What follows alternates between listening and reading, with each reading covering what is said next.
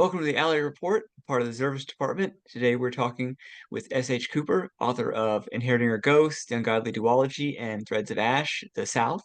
And thank you for being on here. Thank you for having me. Yeah, had some minor technical issues, but we're good. We're All my rolling. fault. I'm getting book titles right this time. My computer's plugged in. It won't die this time. I have my earbuds. I'm ready. Perfect, perfect. Um, so Threads of Ash is your latest, right? Yes.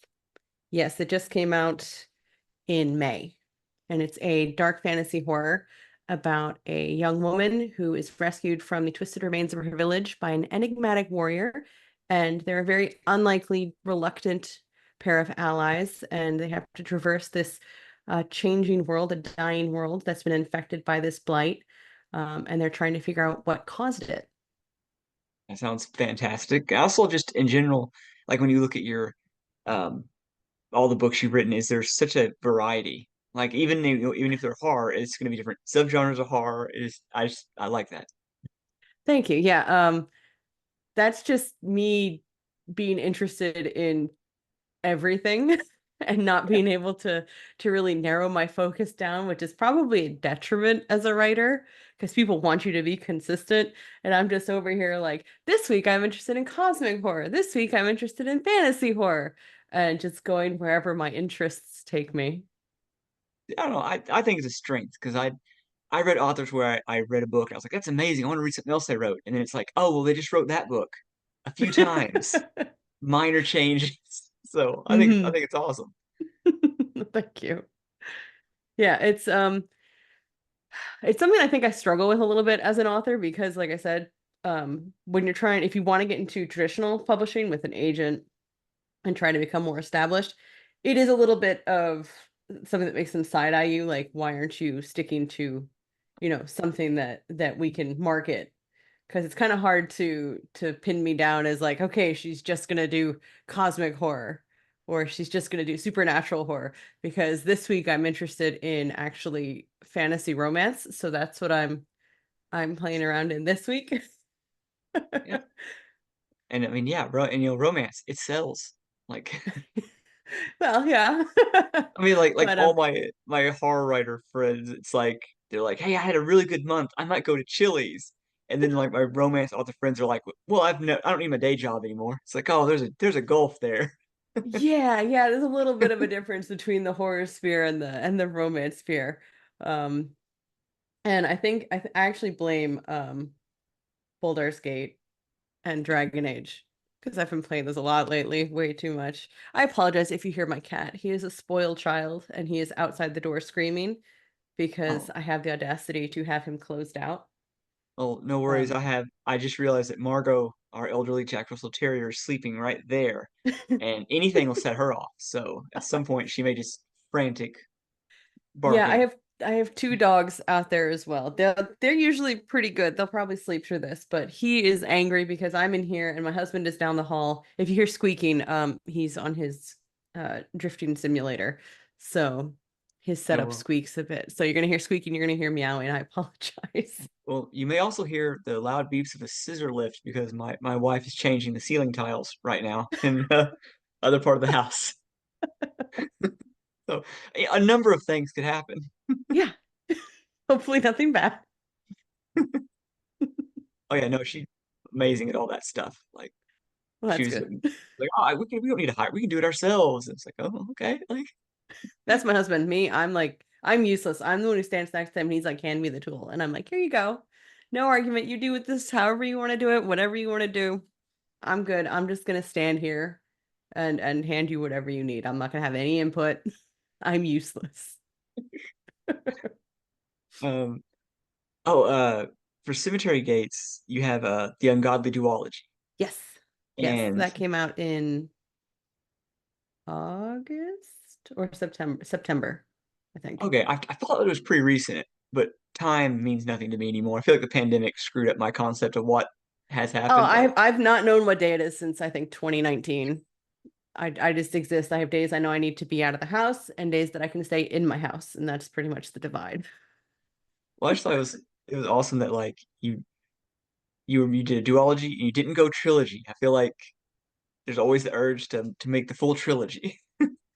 Yeah, well, with the Ungodly Duology, it actually started as a single short story that I posted to NoSleep on Reddit, Okay.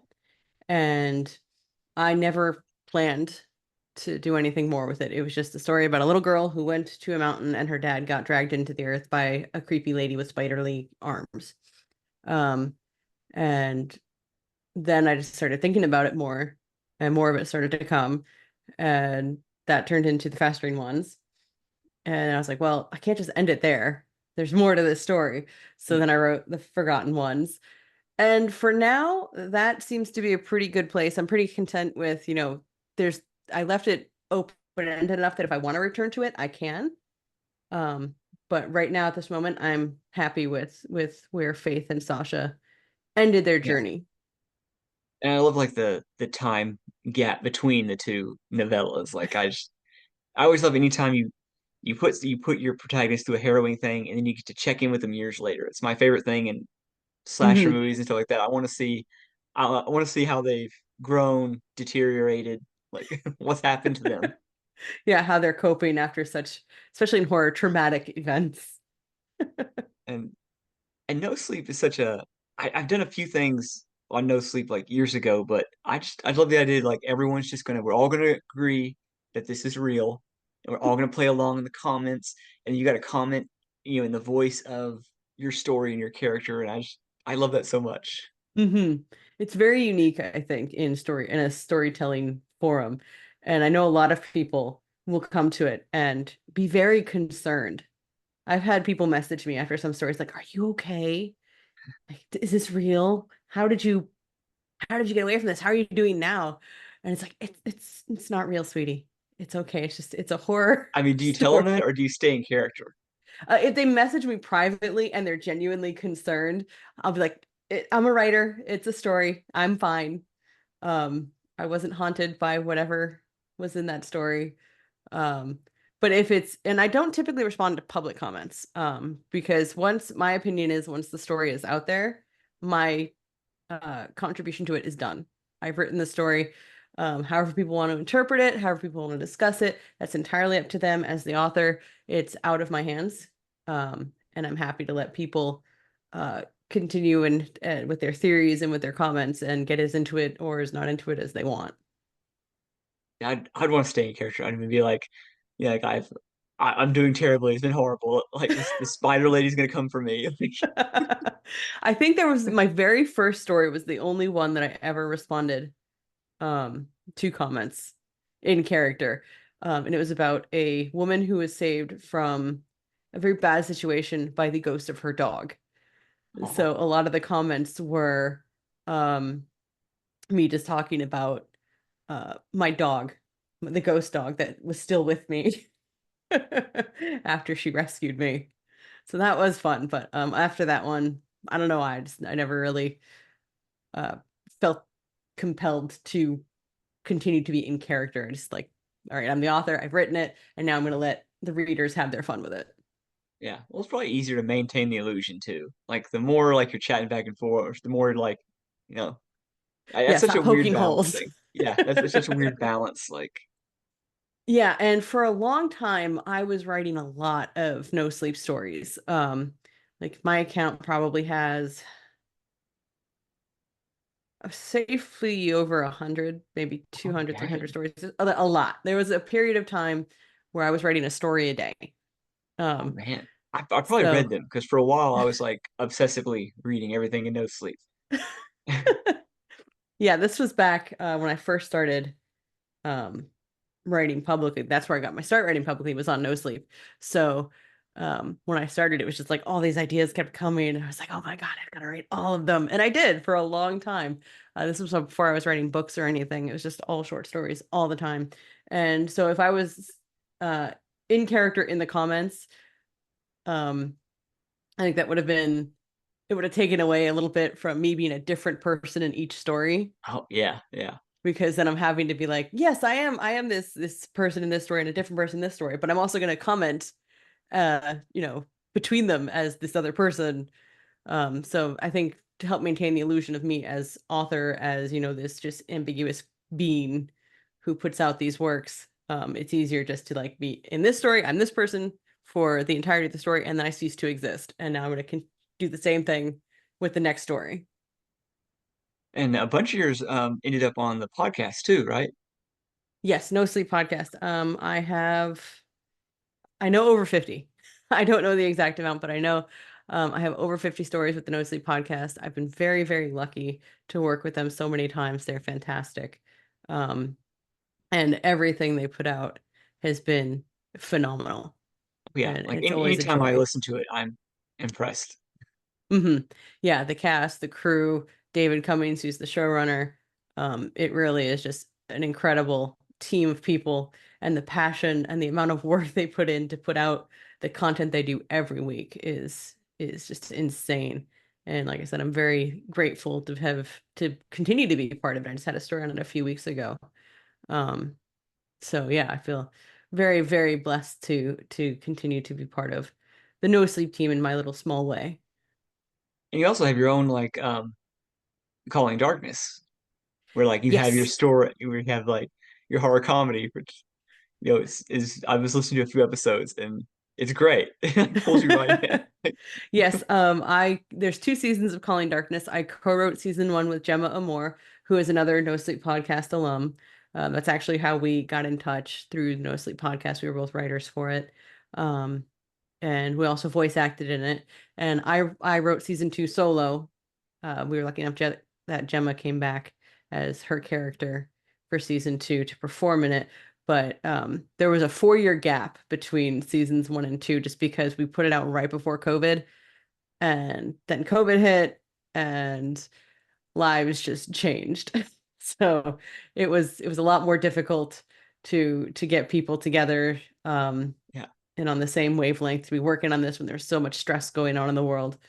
But eventually, the whole team came back for season two.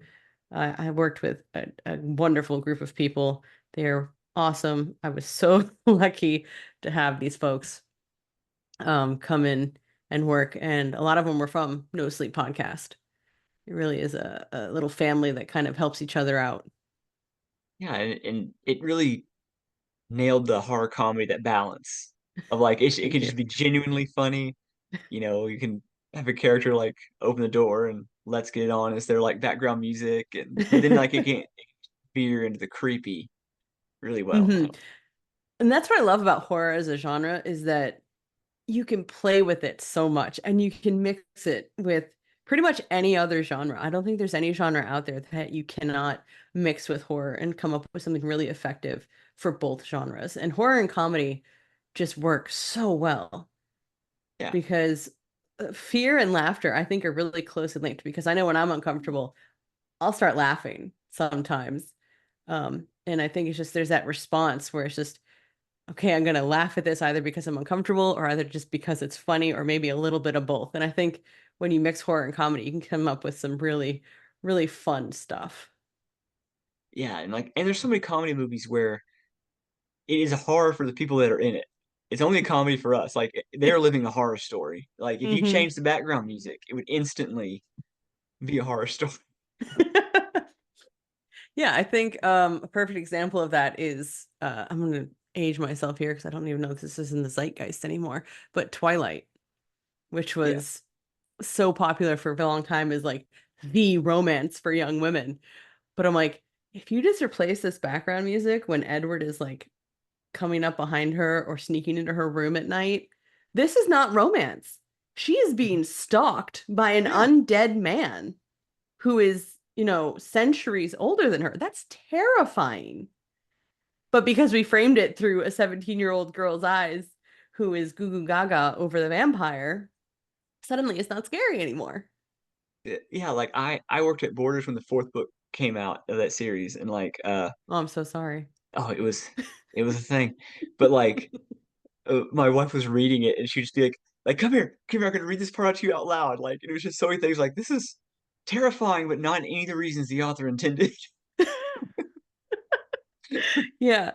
And I think you can do that with a lot of media. Like if you just change their perspective of what you're Yeah. watching, it becomes just incredibly scary. And so horror just kind of naturally seeps into so many aspects of our life. Like this conversation right now could turn very creepy if you just add the right background music. Like, yeah, we're Yeah, just talking about writing and stuff, but add the right background music, change the lighting a little bit, and change our tone of voice. And suddenly, this talk about writing is becoming, well, we're scared of writing and yeah, figuring out why we're scared of it. yeah. He's easy to manipulate, and Hmm. I love that turn, like because it's almost like the comedy part gives you a breather, but what it really does is it lets you relax, so then they can really Hmm. get you with the scary part. That's how I've always like tried to when I try to write stuff is try to focus that where the comedy is like, oh, the reader's relaxing, so like I can really get them good. Hmm. Yeah, I love to throw in like just little things that make people kind of go as they're reading, or I guess in this case, listening to a podcast. But just little lines every now and again that even if they just make me laugh, I think that's important too for an author to entertain themselves with Mhm. their work as much as the audience. Because if you're not enjoying it, Yeah, probably not many others are going to like it. yeah, and that's why I always read somewhere somebody was like, you should write the books that you'd be dying to read, like the thing that Hmm. you can't find on the shelf but you would like to, and so I've tried to get that approach with my stuff. Like, what would I want to see? Because there's bound to be someone out there who agrees and also wants to see this or read this. Right. And I think that goes back to what we were talking about earlier with me jumping around to different subgenres of horror, just genres in general. It is just writing what I want to read. I've always called myself a very selfish writer, because my stories are always for me first, Yeah, because I want to read a Dark Souls like book. So I wrote Threads of Ash. I want to read about a middle-aged woman in the English countryside who don't need no man and lives with two big dogs, and that's her life, and she's happy until she's haunted by ghosts. So I wrote it. That's yeah, inheriting her ghosts. Yeah, I think as writers, it's very important to be selfish in some respects, because, like I said, the story is only as good as you are, basically. And to be really good at something, I think you have to enjoy it first and foremost. yeah. Because I mean that's what will last. Because that's what will be genuine. I feel like mentioning Twilight, like working at the bookstore, there's a million ripoffs of it.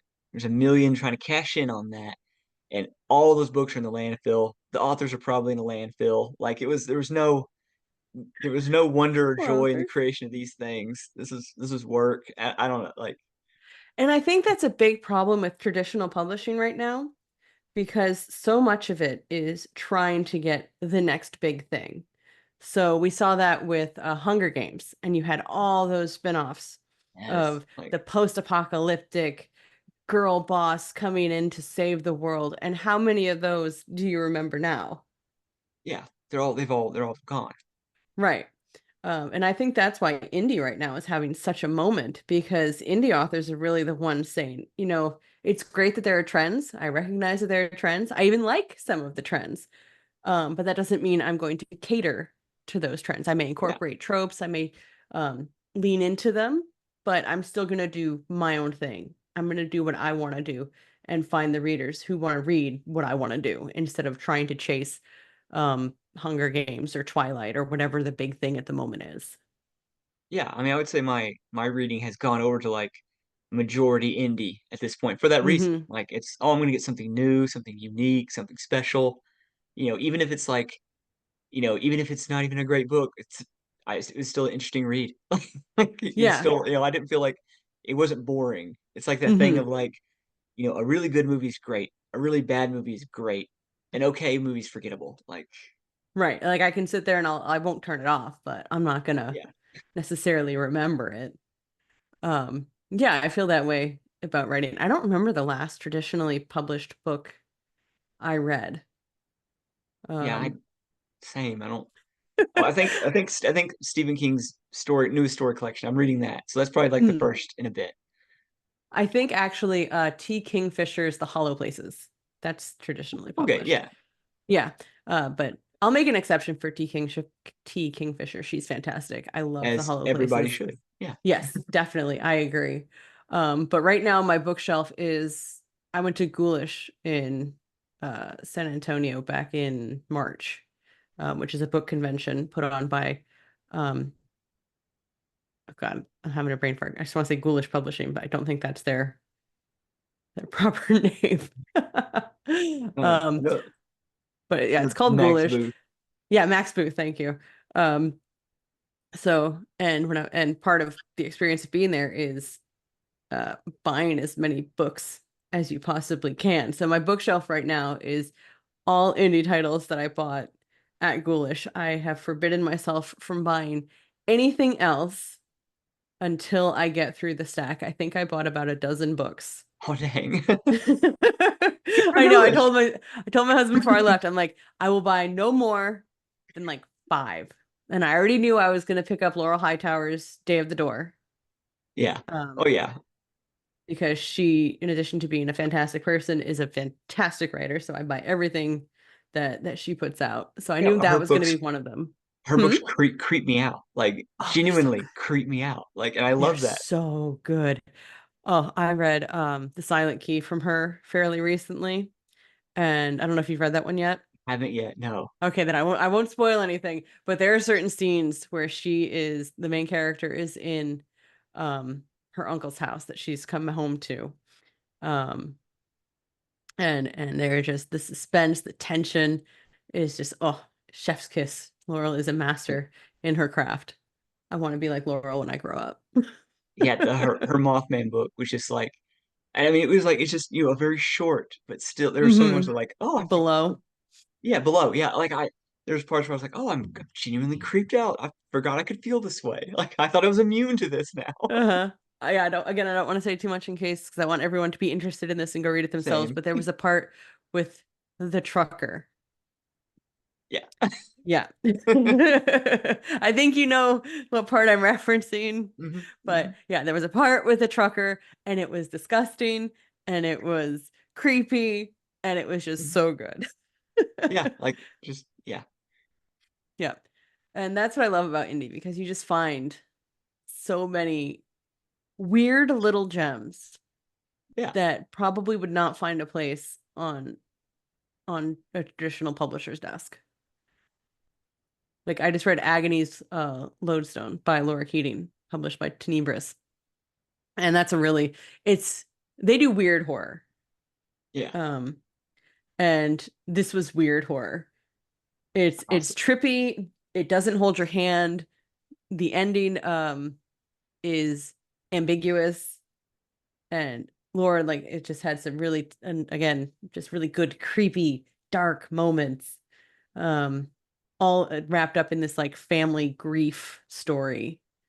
I read her newest story collection.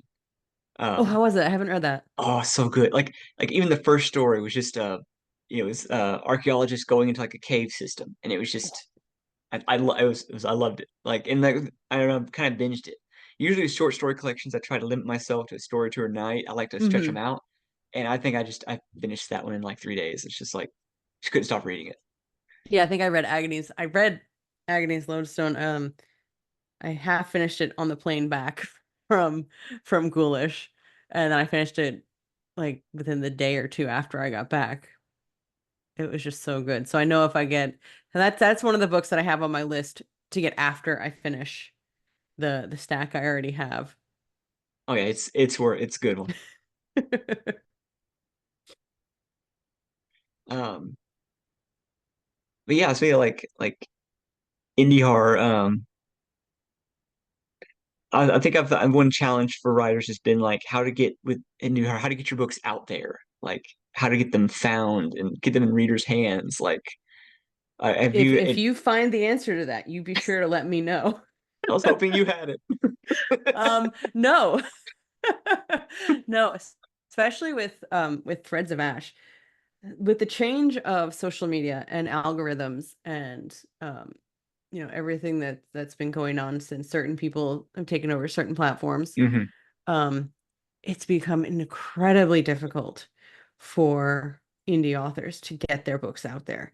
And I'm doing the things that I read that you're supposed to be doing, making the graphics, making the videos. I joined TikTok. I'm 36 years old, which in the grand scheme of things, granted, is not, terribly old. But on TikTok, But we're in dinosaurs. TikTok, yeah, I'm ancient. Um, but I made one and I'm trying to use it and I'm not doing very well. I, um, I think really though the key is to persist and to yeah, find and to not aim for like uh the big publishing or the big review sites and only go after big name authors and only go after reviewers who have lots of followers. You have to follow the passion. Find the readers who want to read what you're putting out. Not, they may not have the following. They may not be able to tell a whole bunch of people, go pick up this book and motivate a whole bunch of people to go pick up this book. But they will shout about it. They yeah, will be very passionate about sharing the book that they love. And I think that's the key is just look for the readers who want to read your book and not the people you think should read your book to get it out there. yeah, Um, like Threads of Ash, I'm not going to sugarcoat it, has not been doing well. And I think that is partly due to the algorithm, partly due to it is a change in genre. It's not straight up horror.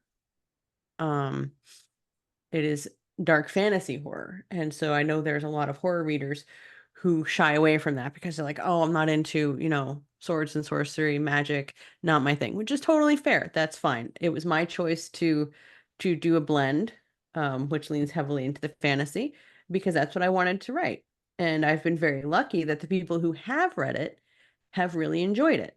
Um, and I'm very grateful to my ARC readers. I'm grateful to um, the people who have picked it up after it started to sell. And I'm grateful to the people who have continued to leave reviews and share it and promote the posts that I post about it because they genuinely like the work. And I think that's just the kind of thing that as an indie author, we have to look for and be grateful for and not focus so much on, okay, I need to get 50 reviews on Amazon because that's apparently the magic number that does yeah. That's what I always something. heard. Yeah, I don't. I don't know what it does, but it does something apparently. Um, but I would rather have, the dozen or so reviews that I have now from people who genuinely wanted to read the book, who took the time to get to know the characters, to follow along on their adventure, because they wanted to, as opposed to just being part of another to be read pile for someone who's like, oh, I just got to get through this because, I'm a reviewer and this is what I do, and I got to get that out for my followers and to get my numbers up. It is. I love reviewers. Reviewers are so important. I have a ton of respect for reviewers who spend so much of their free time basically giving us free Yeah. publicity. Mhm. Um, but I do find that it tends to be the smaller reviewers, people who don't have very big followings, who are super passionate and who are going to be your biggest cheerleaders and loudest Yeah. champions. Yeah. I mean, I know with one of my books, I try to get on review sites and things like that. And what ended up happening that it did moderately well was one book talker happened to find it, read it, liked it, and she did a few um videos about it. And all of a sudden, like I had like, not a huge one, but I had, if you look at like the Amazon breakdown, I had like little spike. And I was like, Hmm. hey, that's just because like one person was like passionate about it. Like you said, it wasn't like I have 10 reviews I need to get on here this week. This is one of those 10 reviews and put them on here. It's gonna get buried by the next ones because professional reviewers are inundated and they almost under the same pressure as we are to churn things out, Oh, I which think they're under more pressure because in yeah, addition to having to churn things out, there's been this spike in authors feeling entitled to good reviews. which is so yeah, like you're you're not they don't work for you. They work for their readers. And Right. the readers trust them because they're honest about it. And Like, I think it's very important for authors to remember, especially small authors who, we rely on those few reviews and we cradle them like gold because that's what they are to us. To remember that reviews are not for us as much as we love to be able to put them in our pretty graphics and to share them and to say, look at what this person had to say about my book. Ultimately, they are not for us. It's great that they are provided to us and that the reviewers don't seem to mind when we use their good reviews for our promotion purposes.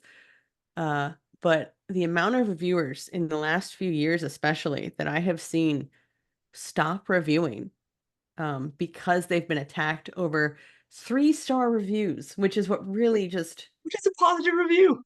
it's a positive review. It's a good Yeah, it review. means they liked it. But even if they didn't like it, negative reviews sell books. Yeah, One of my favorite reviews of The Corpse Garden, my first story collection, was my first book, my first short story collection.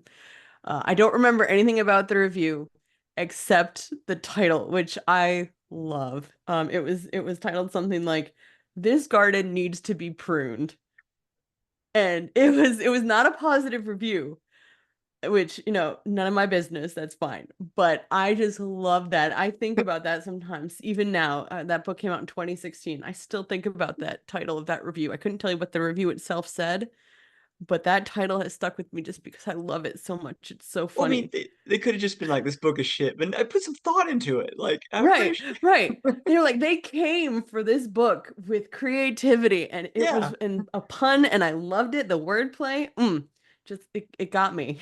And I still think about it. But I think what people need to remember is reviews are not for us. And um 3-star reviews are positive, yeah, and do not go after reviewers, regardless of how many stars they gave your book. Even if all they said was, "This book is shit," leave them alone. That is their opinion. They are entitled to it. yeah. When you go after reviews, you look like a crazy person, and Yes. other indie publishers things are gonna see that you look like a crazy person. So And they're not going to want to work with you. But yeah, that shouldn't even be the driving factor. Just don't be a dick should be the yeah, driving yeah, factor. yeah, But going back to my point was, I've seen so many indie reviewers get burnt out and get chased out and feel like they do not want to interact with the horror author community. And I've that's been a big shift since I started publishing in 2016 versus now, because yeah, back in 2016, I remember having a number of outlets that I could reach out to, sites, individual reviewers, who were open to ARCs, and you could send them your advanced review copies, and yay, that's great. Whereas now, when I was sending stuff out for Threads of Ash, big sites that used to be, big champions of my work, are no longer around, because the people who ran the sites, who were doing the reviews, they got burnt out. They got tired of seeing authors attacking their fellow reviewers. They got tired of having to worry about leaving honest reviews, which is what the only yeah, thing they should be doing. yeah, And I think that's been a part of what's changed the indie landscape, especially for self-published authors, is that we have lost such a valuable resource in our reviewers.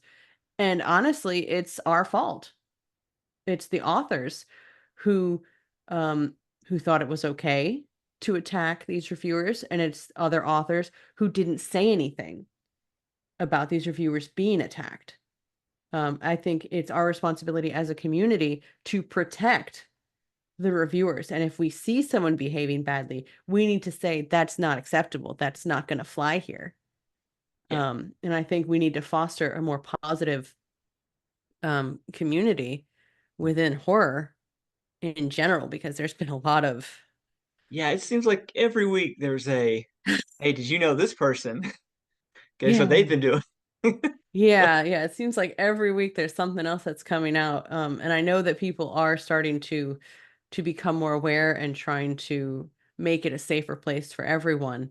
And it's always going to be a work in progress, because you're always going yeah, to have bad actors here and there.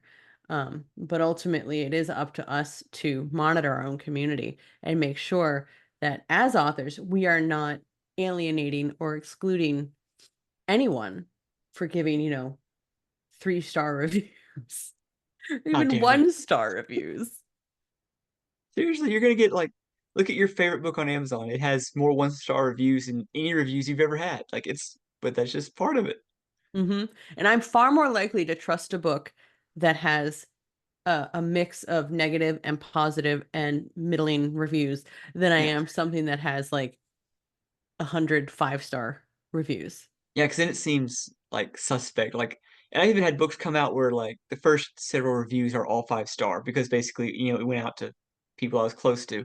But then, yeah, once the 3 and 4 star come in, it's like, oh, it seems more legit now. Like it Hmm. seems more like, oh, okay, these are reflections of real readers, and Yeah. Yeah, and I love when and I say this to people who I know are going to review the books because I am, friendly with people that I send arcs to because I think that's just kind of what you have to be in as an indie. You do get to know your community, and yeah, reviewers are part of the community. And if you want to send out arcs, you have to build those connections. Um, but they all know that I expect honesty above anything else. And I'm very grateful that even people I consider friends who review my books, um, they don't just come in with a 5 star review because yeah, we love her, so we're just gonna yeah, pad 'cause her. that No, they helps no they give one. me they give me honest reviews, and I really appreciate that about them. If I think that someone is just going to give me a 5 star review for the sake of it, I probably won't send them an arc Yeah, because that's not how I want my books to start its life. I want it to start honestly and let people form their own opinions. yeah, and then I mean that helps you like with your own writing, like you're Hmm. getting that honest feedback. Hmm. Yeah, I think that's another thing about reviews that some authors seem to have issue with. They think that reviews should be feedback. And it's great. Don't get me wrong. When we do get feedback, if someone says something specific about, this didn't work for me or if that didn't work for me. But I think the expectation that reviewers have to like give us a reader report. Yeah, that's not because again, it's No. for readers. It's for Yeah. yeah, it's not. Yeah, Yeah, like it doesn't have to be a critique of how I can improve. It's just this is their opinion. They didn't like that this character did this, or they didn't like that the ending went that way. yeah. They don't have to tell Um, you why. They don't owe you why. yeah, no, they don't have to say anything about why they like or dislike something. It just is, and you have to accept that. If you want honest feedback, hire an editor. I know a great one. Her name is Elle Turpit. She's fantastic, and she gives very detailed reader reports. That's my Oh, plug for Elle. She's my editor. She's edited most of my books. I love that so much. Well, thank you so much for coming on here. This has been awesome, Yeah, thank you so much for and having me. It was a lot of yeah, fun.